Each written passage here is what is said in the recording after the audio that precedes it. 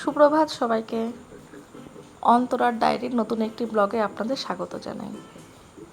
আজ শনিবার, ঘুম থেকে উঠে গেছি 5:30টার মধ্যে। উঠে গিয়ে আগে সোফাটা ঝেড়ে ঝুড়ে ঠিক করে নিচ্ছি। ছেলে বেরোবে 6:30 নাগাদ। ভাত বসিয়ে দিয়েছি, ও সকালে একটু সিদ্ধ ভাত খেয়ে যায়। ঘরে টুকিটাকি কাজকর্ম সারছি, আর সাথে সাথে ছেলেকেও উঠিয়ে দিয়েছি। ও তৈরি হচ্ছে স্কুলে যাওয়ার জন্য। ছেলে স্কুলে চলে যাওয়ার পরে নিজে একটু টিফিন করে নিয়ে গাছগুলোকে পরিচর্যা করতে বসে পড়েছি। আজ 4-5 দিন ধরে এক নাগাড়ে বৃষ্টি হয়েই যাচ্ছে, রোদের দেখা নেই। গাছগুলোকে খুব একটা রোদে দেওয়ার সুযোগ পাইনি। তো আজকে ভাবলাম, বর্ষাকাল যখন শুরুই হয়ে গেছে, একটু পাতাগুলো ভালো করে মুছে নিয়ে জলের মধ্যে একটু ফার্টিলাইজার দিয়ে পাতাগুলো, গাছের গোড়াটা সব জায়গাতে একটু স্প্রে করে নেব। তার আগে একটু ভিজা কাপড় দিয়ে পাতাগুলো সুন্দর করে মুছে নিচ্ছি। গাছগুলো মুছে নিলে পরে খুব সুন্দর লাগে, পাতাগুলো চকচক করে দেখতে। তো রাবার প্লান্ট আগে আমার যেটা ছিল, সেটাকে মাঝখান দিয়ে আমি কেটেছিলাম দুটো গাছ পাওয়ার লোভে। তো দেখলাম দুটোর একটাও হলো না, দুটোই মারা গেছে। এইটা আবার নতুন কিনে নিয়ে এসেছি। পাতাগুলো মুছে দিলাম, একদম চকচক করছে। এই লিকুইড ফার্টিলাইজারটা নতুন নেওয়া হয়েছে। তো এইটা জলের মধ্যে 10 থেকে 12 ফোঁটা দিয়ে যত ইনডোর প্লান্ট আছে তার পাতা এবং গোড়া সব জায়গাতে স্প্রে করে দিতে হয়। তো এটা সপ্তাহে 1 দিন করলেই হয়। তো আমি মাসে 1 দিন বা মাসে 2 দিন, এর বেশি আমি করি না। মাঝে মাঝে আমি একটু চাল ভেজানো জল, চায় পাতা দেওয়া জল, এগুলো আমি দিয়ে থাকি। তো এই বোতলটার মধ্যে আমি ভরে নিলাম। তারপরে সমস্ত ইনডোর প্লান্ট যত আছে আমার ঘরে, সেইগুলোকে সুন্দর করে আমি একটু স্প্রে করে দেব।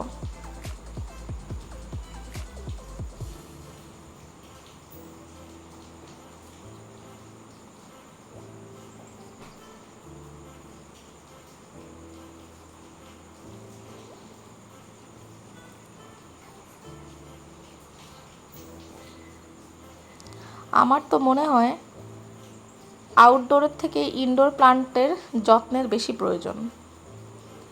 এরা যেহেতু একটু নরম প্রকৃতির হয়, একটু যত্ন বেশি প্রয়োজন হয়। খুব একটা রোদ এরা সহ্য করতে পারে না। সকালের যে মিঠে রোদটা হয় বা বিকেলের যে পড়ন্ত রোদটা হয়, সেটা এদের জন্য একদম উপযুক্ত। এক নাগাড়ে বর্ষা যখন শুরু হয়েছে, একটু ফাঙ্গাস অ্যাটাক হওয়ার চান্স তো থাকে। তো এই সময় একটু এক্সট্রা যত্নের প্রয়োজন হয়। একটু বাইরের এই গাছগুলোকেও দিয়ে দেবো। 3টে গোলাপ আমার এখানে আছে, আর 2টো পর্তুলাগা রয়েছে। তো এইগুলোকেও একটু একটু করে স্প্রে করে দিচ্ছি।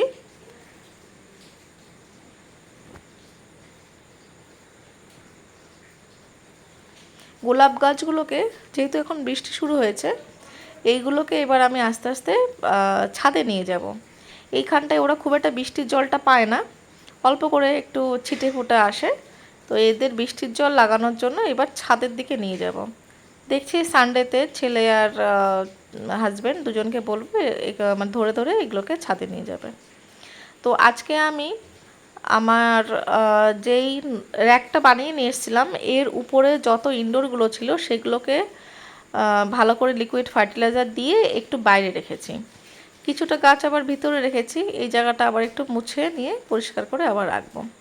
আর এই যে গাছটাকে, এটাকে ভেবেছি ছেলের ঘরের জানলার পাশে একে রাখবো। অনেক দিন ধরে এই জায়গাটায় রয়েছে, এবার একটু হালকা রোদ বা হাওয়া দুটোরই ওর প্রয়োজন হয়েছে। এবারে ছেলের ঘরের পাশে, জানলার পাশে ওকে রাখবো। আর আমার ঘরের এই উপরের তাক থেকে সমস্ত কিছু নামিয়ে নিয়েছি। মানি প্লান্টের জল পাল্টাবো, জলের মধ্যে একটু 1 ড্রপ লিকুইড ফার্টিলাইজার দেবো। আর এই দুটোকে জানলার পাশে রেখে দিয়েছি। রোদ আজকে ওঠেনি, তবু একটা হালকা তাপ আছে। অন্তত জানলার পাশে থাকলে সেই তাপটুকুনি পাবে। গাছের একটু প্রয়োজন হয়। এক নাগাড়ে বৃষ্টি হলে গাছগুলো যেন কেমন একটু গাছের মাটিটা একটু স্যাঁতস্যাঁতে হয়ে যায়। একটু জানলার পাশে রাখলে বা একটু হালকা রোদের হালকা আলো হাওয়ার জায়গায় রাখলে ওই ওদের ঠিকঠাক দরকার হয়। তো রান্না করার ফাঁকে ফাঁকেই আমি এই সমস্ত কাজগুলো করে নিচ্ছি। তার মধ্যে আবার মাঝে মাঝে মনে হচ্ছে যেন আকাশটা আবার মেঘলা হয়ে আসছে, আবার দৌড়াচ্ছি ছাদে, জামা কাপড়গুলো একবার দিচ্ছি আবার একবার করে তুলে নিচ্ছি। বর্ষাকালের এই একটা এক্সট্রা ডিউটি। ছাদে জামা কাপড় শুকোতে দিয়েও শান্তি নেই, মনে হয় কখন যেন আবার বৃষ্টি এসে যেটুকুনি বা শুকিয়েছিল হাওয়ায় সেগুলো আবার ভিজিয়ে দিয়ে গেল। তাড়াতাড়ি করে জামা প্যান্টটা আবার তুলে নিয়ে ঘরের দিকে ছুটবো।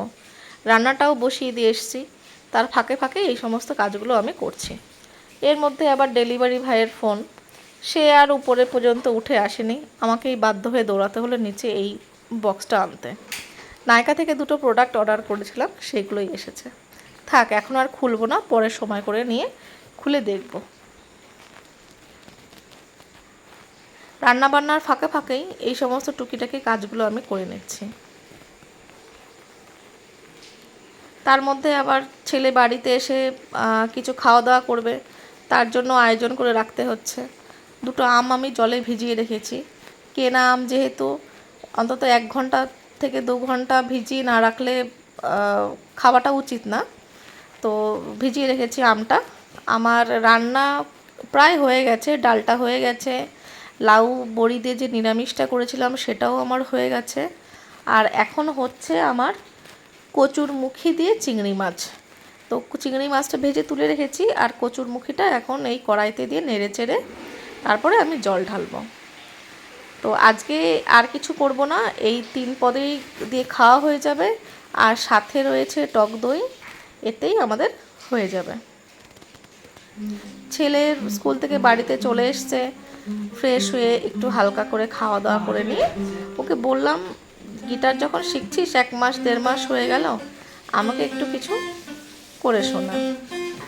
তো ওই একটা গানের গানের টোনটা আর কি ও করছে, চেষ্টা করছে।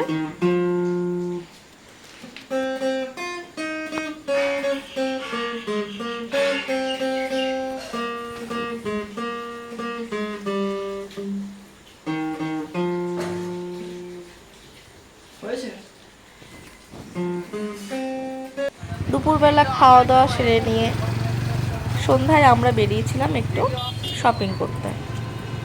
কদিন বাদেই ছেলের আমার জন্মদিন আসছে, তো ভাবছি যাই, গিয়ে টুকিটাকি একটু শপিংগুলো সেরে ফেলি। সন্ধ্যায় বেরোলে টোটোয় করে যেতে রাস্তাটা বেশ ভালো লাগে। আমাদের এখানটায় খুব একটা ভিড় ভাড় হয় না, খুব বেশি লোকজন তো নেই, শহরের মতো নয়, একটু গ্রাম্যতার ছোঁয়া আছে। এটাই হচ্ছে আমাদের এখানকার লোকাল মার্কেট।